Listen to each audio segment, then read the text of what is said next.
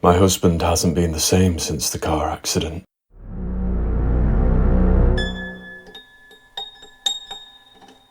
We were lucky to survive. That was what I believed.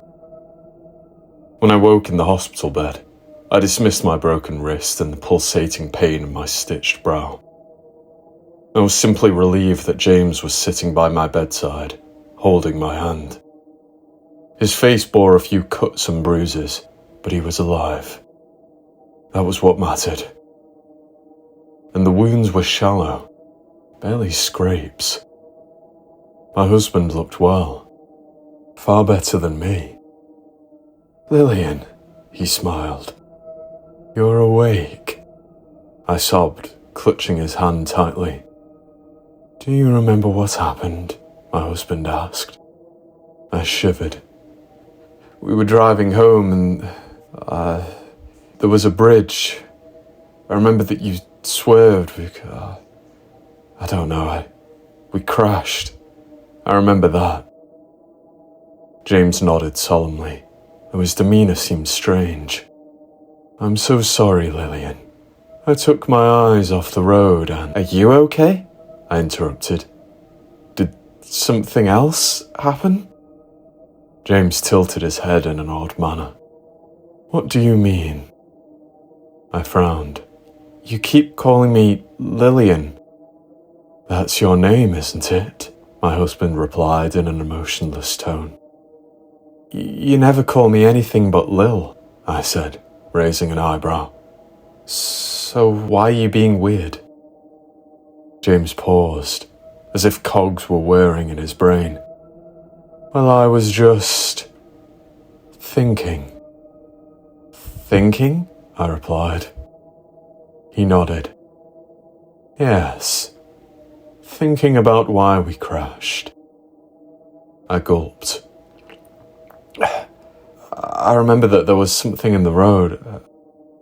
James's mouth twitched. "They never found anything, dear. No animal or body."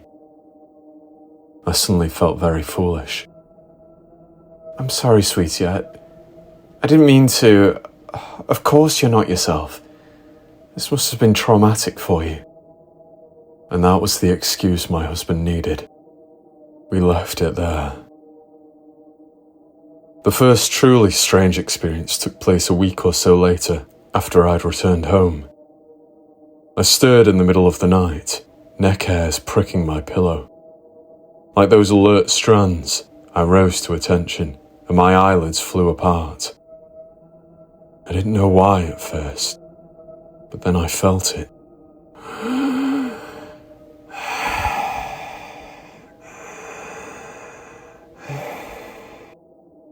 A thick cloud of breath, reeking of festering sewage, weighed against my flesh. It didn't smell like the man I loved, but when I rolled over, James was certainly the one breathing heavily. My husband lay on his back, stiff as a board, but his eyes were facing me. He was awake. "Honey?" I asked timidly. James didn't reply. He was locked onto me, seemingly unable to blink, and then he held his breath. Caught himself mid-exhale and twisted his head to face the ceiling above. His eyes didn't close and his breathing didn't resume. We lay awake for an hour. Not a sound came from my husband. At the time, I didn't truly believe that he'd been holding his breath for an hour. I told myself that it had all been a dream, or sleep deprivation had muddled my brain. "Take your pick, Lillian. Either way, you've lost it," I fearfully and unconvincingly told myself. I must have eventually fallen asleep, because I woke with a fuzzy brain in an empty bed. I planned to ask James what was wrong when he got home, but I didn't have the stomach for it. Something was different about my husband, and it wasn't trauma. No, it was something more than that. I feared him, and I didn't even have a good reason for doing so. but I would. When I first saw it, my brain did nothing with the information. I was getting ready for work, running on autopilot. Very little is processed by my morning brain. It was whilst I tucked into my sandwich at lunch that a thought violently burst into my head. What was next to the sink? I remembered that I'd been grimacing whilst brushing my teeth. James isn't the most hygienic man in the world, so it's not unusual for me to turn my nose up at the muck and mess he leaves in his wake. However, I hadn't recoiled at the sight of facial hair or spilled toothpaste. The filth had been a small, mushy smear of red and brown, a substance that I was struggling to place, even whilst recalling it with a clear head. I'd been too tired to clean it up, too distracted by thoughts of ongoing work projects and upcoming meetings. However, upon finally slamming the brakes and deactivating unconscious mode, I processed everything. The disgust of whatever I'd seen. The fear of what was happening to James. An idea quickly came to me. It sparked a euphoric rush that quickly replaced my dread. It was that comfortable sensation of solving a niggling mystery. Oh, it was a squashed bug! I laughed, silencing myself when I realised that I'd spoken aloud and drawn attention from confused co-workers. How silly of me, I thought. Why on earth was I so anxious? Was I honestly flustered about James squishing an insect? Come on, Lil. You've done that 1,000 times. You'll ask him to clean it up later and everything will be fine. No big deal. Relax, you maniac.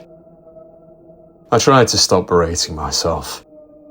It was my first day back at work after all, and I was still recovering from a severe car accident. I shouldn't have diminished the struggle of recovering from the emotional and physical strain that came with the crash. It had bludgeoned my overall well-being. Yes, I'd survived. Yes, I'd physically healed. But a near brush with death will psychologically derail even the most stable and well-adjusted person. It might even make one believe that something has happened to her husband, I thought, sighing. I felt ridiculous. Dramatic, as always, for letting emotions rule me. James had been so patient, in spite of my mistrust. And I felt incredibly guilty for doubting him, so I thought about what I could do to make amends. A Thai takeaway in Donnie Darko. His favourite food and his favourite film. The perfect solution, I thought. That would mend the recent rift in our relationship, and was certain of it, and the rest of the workday raced by as I eagerly anticipated the romantic evening I was planning in my head. An evening that would put the unpleasantness of the previous week behind us. I dropped James a text telling him that dinner was going to blow his socks off. I'm hungry. That was the slightly blunt message he sent. A little peculiar and verging on rude, depending on how a person interprets it. I chose to view it positively. He must be excited for dinner, I decided. I find talk of love languages a little cringeworthy, but I suppose if I were to slap a label on myself, I'd be a gift giver. That's how I show my feelings. I was eager to make everything better.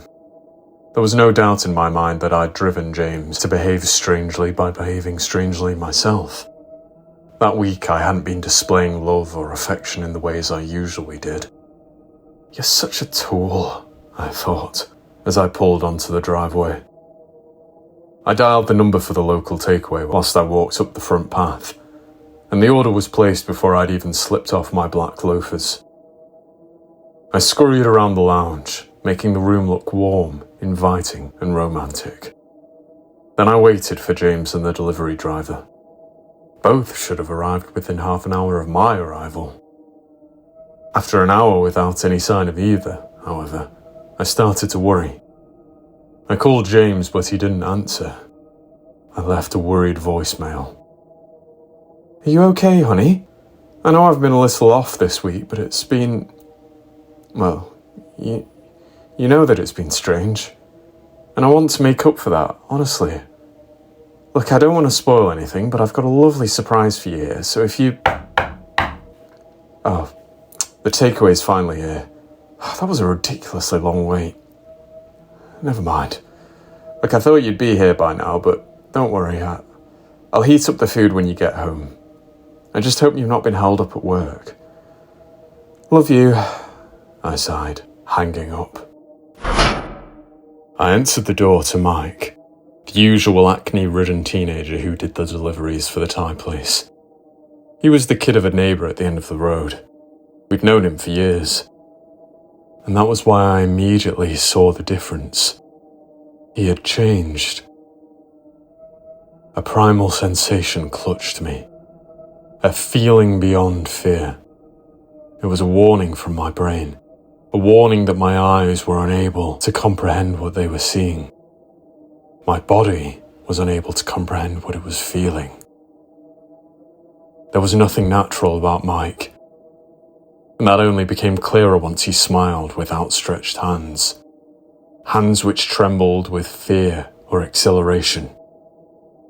I wasn't sure which would be worse. I've got your food, he whispered.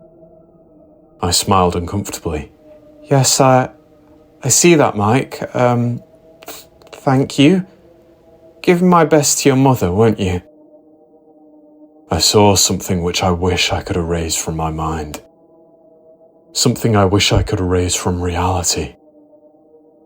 A shape swam out of his mouth. It was not a tongue running between chapped, crusty lips. It was a small, slithery, brown thing. A living thing, followed by an identical companion. A frightened sound unwillingly emerged from the pit of my body, and I quickly clasped one hand to my mouth, whilst hurriedly using the other to snatch the plastic bag from the boy. It was too late, of course. I'd already reacted. The look in my eyes, the hand on my lips. I didn't exactly hide my fear, and there'd been no point in silencing myself. The teenager heard me. He'd seen that I'd seen. Not that I had any way of knowing what I'd seen. I wish I still had that privilege. Mike responded to my sound of horror with a slight giggle. A giggle that grew as I slowly began to shut the door. I was too afraid to slam it in a swift motion, in case the boy on my doorstep were to react dangerously. He haunted me. And in the sliver of the ajar door, moments before I closed it, I saw something else. Wriggling shapes. Red worms, like the ones I'd seen on the boy's lips, began to burst through the blemishes on his face. They slipped through petrifying pimples that weren't really pimples at all. Just as that thing wasn't Mike at all. I finally closed the door and locked it, whilst my heart thumped without rhythm. I could hear the boy breathing on the other side of the door. I thought about calling the police. Thought about screaming at him to go away. He didn't want the delivery. Mike tittered erratically. Footsteps padded away. I tried to process what the boy had said. It made no sense. The haunting pieces of the puzzle were there, but nothing meant anything. Not until James spoke. Didn't you hear me, sweetie? My husband cooed. The unexpected voice struck my heart with a thunderous bolt of fear, and I spun around to see James standing in the doorway to the living room. His face was clumsily painted, with a smile that looked poorly learnt, as if he had never seen true joy. never seen a true person. It was a terrifying performance from a thing that had walked among humans for a week. I knew then what I'd suspected for days. This was not my husband. Hear what? I asked, stalling for time as I fumbled with the door handle behind me. Hear me come home, Lillian. He chuckled. I told the delivery boy we wouldn't be needing the food. I see you've collected it anyway, that's fine. I know how it feels to be hungry. I froze. Listen, sweetie, His index finger shot to the light switch, and the lobby was plunged into darkness. I yelped in fright, dropping the bag to the floor. And James's heavy shoes clumped across the tiles towards me. I screamed as fingers gripped my shoulders, and the thing with my husband's face tossed me to the ground like a limp doll. He climbed on top of me, suffocating me beneath his inexplicable weight. I saw very little in the darkness, but I felt that awful breath on my pupils. A mouldy, earthy aroma that slithered under my eyelids. Staleness looking for somewhere cozy to hibernate. That was how I chose to understand it as I squinted at James's eyes in the blackness. Eyes which spilled a torrent of dark liquid, a squirming liquid which broke into solid parts. Ravenous creatures were tumbling out of every discernible orifice, and I knew that those things had claimed James's body as a home, his mind too. I wondered whether, inside his body, there might be nothing left but those dreadful creatures. No organs or bones, simply puppeteering worms. Monsters that had filled the delivery boy in the same way. Monsters that were on the verge of taking me. No! I screamed. My hand wrapped around the base of the nearby coat stand, and I yanked. It toppled onto James's head, and he flew backwards, disappearing into the darkness. I immediately leapt to my feet, shrieking as I felt something slip from my cheek. Something that had been all too close to one of my nostrils. I opened the front door, and everything came flooding back to me. As I ran into the street, I was haunted by a memory of the seconds that preceded the car accident. James had veered into the barrier of the bridge. Veered to avoid not a person or an animal, but a mass of united creatures. A travelling mass of worm-like horrors.